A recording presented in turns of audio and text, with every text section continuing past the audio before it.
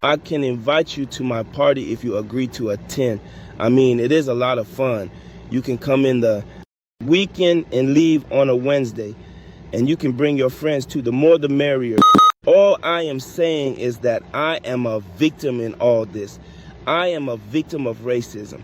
And I hope the whole world to see the injustice. It's a shame to say that this is happening in today's America. It was a raid that no one saw coming, not even in Hollywood's wildest imaginations.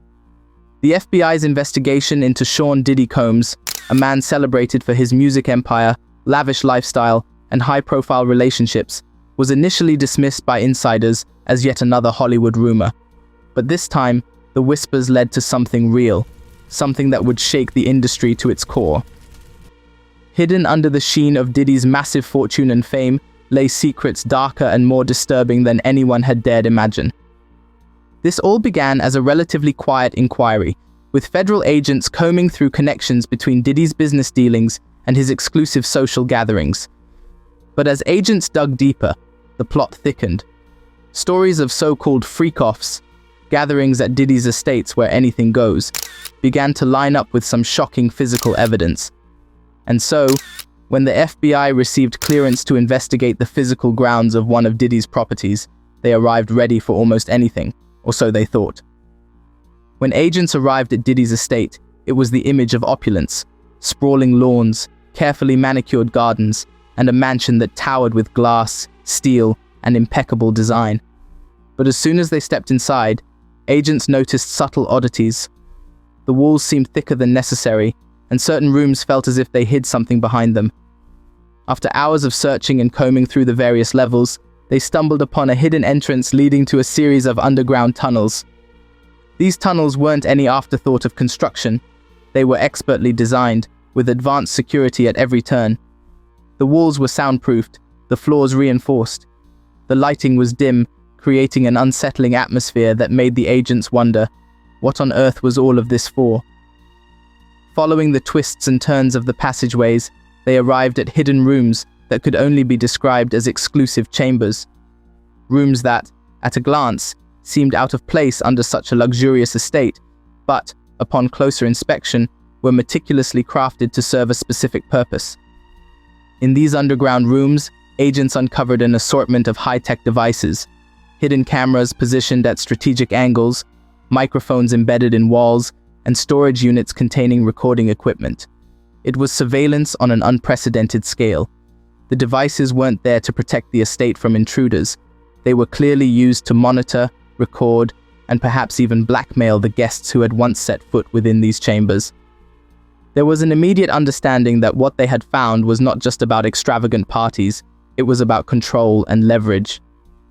The agents were taken aback as they examined the contents of the rooms. Aside from the expected electronics, they found items that hinted at gatherings of a much more intimate nature. The supplies stacked along the walls included a surplus of personal lubricants, dim lighting setups, and even certain pieces of furniture specifically designed for comfort in situations that could last for hours, even days. This wasn't just any room for entertaining. It was a carefully arranged environment where guests could lose themselves in the moment, under the watchful eye of Diddy's hidden cameras. Upon closer examination, agents discovered locked cabinets filled with records, guest lists, and, most disturbingly, extensive files on some of Hollywood's most influential figures. The files were well organized and hinted at years of monitoring. The lists included actors, musicians, and executives who had attended these gatherings, each labeled and tagged with dates and details. This was more than just a record of parties. It was a dossier of potential leverage over people whose reputations could be permanently damaged if the information were ever leaked. As the investigation unfolded, Jaguar Wright's voice echoed in the minds of those following the case. Wright, an outspoken singer, had claimed for years that Diddy's events were not just gatherings but traps, places where prominent figures were invited only to be recorded and potentially compromised. Her stories had seemed like just that, stories, until now. For years, Wright had warned that Diddy's parties were orchestrated with one objective: to capture guests in compromising situations. Her tales of celebrities entrapped within a network of secrets and manipulation suddenly seemed less like rumor and more like chilling fact. The FBI investigation revealed that these recordings were meticulously preserved, catalogued, and stored in a way that suggested they weren't just keepsakes. They were tools. Each recording, each photograph, each note held the weight of potential ruin for those involved. The agents now understood the full scope of the operation. These weren't parties to entertain, they were setups to entrap. Rumors of an inner circle began to surface in light of the evidence. The guest lists revealed a pattern. These gatherings consistently featured certain celebrities, executives, and influencers who wielded significant power in the entertainment industry. Diddy wasn't just hosting these individuals. He was using these gatherings as a means to secure his influence over them. It was a network carefully maintained through what could only be described as leverage and fear.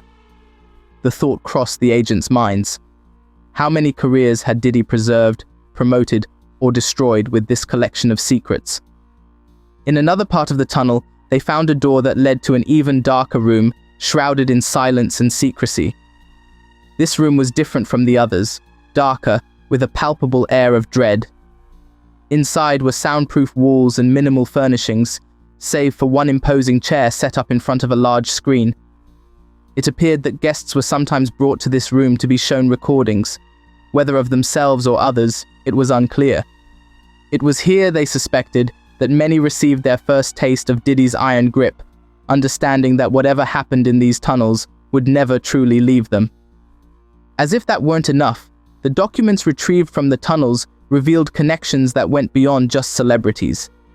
They hinted at relationships with law enforcement officials, influential business people, and even politicians. The level of influence Diddy wielded wasn't just confined to Hollywood, it had permeated into other sectors of society. His connections ran deep, creating a web that made the agents question just how high up this influence could go and what it would mean for those caught in it. As the investigation gained traction, Jaguar Wright's commentary began resurfacing across social media, with many realizing she had been calling attention to this side of Diddy's life for years. Her claims of people being led like lambs to the slaughter in Diddy's underground rooms seemed eerily accurate in light of the discoveries. Wright had spoken of these gatherings as places where reputations could be shattered and lives forever changed, and now her words seemed more prophetic than anyone wanted to believe. The extent of the recording archives implied a long-term operation, years in the making. The files included names of people who had risen and fallen in Hollywood, individuals who, perhaps unknowingly, had paid a steep price for their brief moment in the limelight. There were even notes indicating who had returned to these gatherings time and again, and who had mysteriously disappeared from Diddy's circles after one or two visits. The unspoken message was clear. Diddy's gatherings weren't just about pleasure, they were about permanence.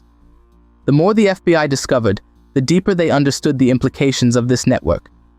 Diddy had seemingly created an empire not just through his music and business acumen, but through a careful, methodical use of information. Information that, in the wrong hands, could ruin reputations, careers, even lives. It was a sophisticated game of power, and Diddy appeared to be the master, holding all the cards close to his chest. What began as a raid had grown into a full-blown scandal, with media outlets catching wind of the findings.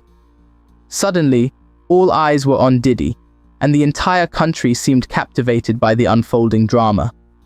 Each day brought new revelations, new details that hinted at a web of secrets carefully spun over decades. For years, Diddy had lived as one of the most powerful figures in the entertainment industry.